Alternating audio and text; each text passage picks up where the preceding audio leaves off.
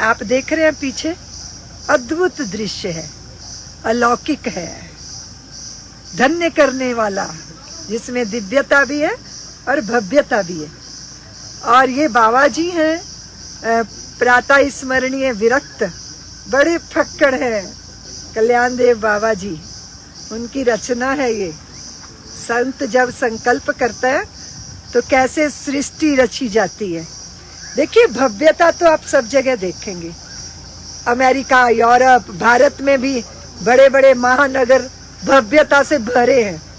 भव्यता सुविधा देती है, पर दिव्यता सुख देती है। दिव्यता ऐसा सृजन जो व्यक्ति को अंतर्मुख कर दे। वैसे तो देखा जाए तो देवभूमि है उत्तराखंड की भूमि, और हमारे यहाँ कहा गया कि जीवन के उत्तरार्ध में जब आपका जीवन जो है, जवानी बीत रही हो, प्रौढ़ावस्था भी बीत रही हो, वृद्धावस्था का आगमन हो रहा हो, तो आपको हिमालय जाना चाहिए, उत्तराखंड जाना चाहिए। क्यों? वहाँ पे सारे प्रश्नों के उत्तर मिलते हैं।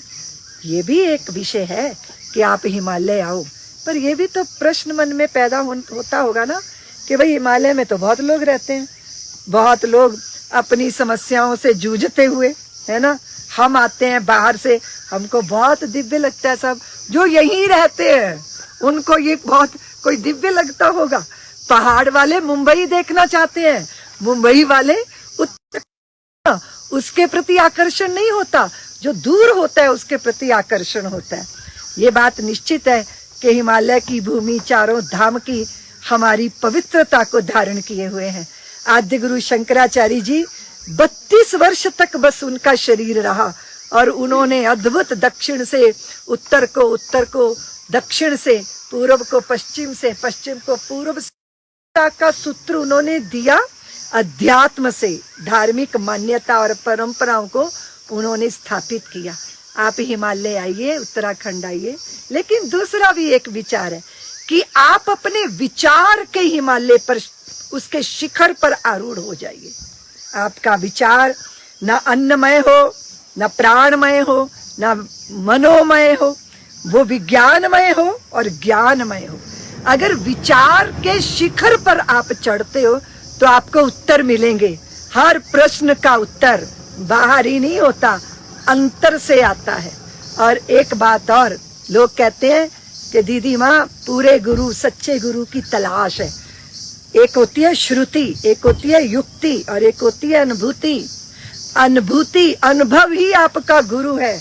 आपने देखा कि बचपन में आपने आग को छू लिया, उसके बाद क्या हुआ? आप जल गए, फिर दोबारा कभी छुओगे? आग के प्रति आपको ना द्वेष है ना राग है, पर आग को छूने का एक अनुभव आ गया, तो जीवन भर आप आग को नहीं छूते। तो कौन हो गया गुरु? आपका अनुभव गुरु हो गया। इसी तरह जब क्रोध में चित्त जलता है ना, फिर पर बार बार क्रोध करते हैं, बार बार क्रोध करते हैं, उस अनुभव से सीखना नहीं चाहते। इसको बोलते हैं बेहोशी। ईर्ष्या किसी को सुख नहीं देती, द्वेष किसी को सुख नहीं देता। जो विकार है वो कभी सुखी नहीं करते, आपको उद्वेलित करते हैं, व्याकुल करते हैं। आप स्वयं को किसी की तुलना में खड़ा करके अपने को न्यून समझने लग जाते हैं, हीन भावना के शिकार हो जाते हैं। ये सारे वो विकार है जो हमारे सुख को छीन लेते हैं। तो जो हमारा सुख छीन ले, उसको बार बार उसकी शरण में क्यों जाना? जो हमें परम सुख दे। तो परम सुख कैसे प्राप्त होता है? तो जब आप ईशावास से सब में ईश का दर्शन करते हैं। सिया राम मैं सब जग जानी, करूं प्रणाम जोर जुग पानी। इस भाव के साथ, इस तत्व भाव के साथ जब आप खड़े होते हो, सहज आप में सेवा आएगी, प्रेम आएगा, स्नेह आएगा। और एक बात बताऊं, साधु किसी को प्रेम नहीं करता, पता है? वो किसी को प्रेम नहीं करता, लेकिन वो प्रेममय होता है। वो अपना पराया, ये वो, इससे बहुत ऊपर उठा है। लेकिन ये कब होता है? जब वो समझ जाता है कि मैं मात्र शरीर नहीं हूँ, मन नहीं हूँ, बुद्धि चतुष्टय अंतःकरण ही नहीं हूँ। क्योंकि बुद्धि द्वंद्वों से ग्रस्त है, मन निराशा और विषाद से युक्त है, शरीर रोगों का घर है, मैं इन सबका दृष्टा हूँ।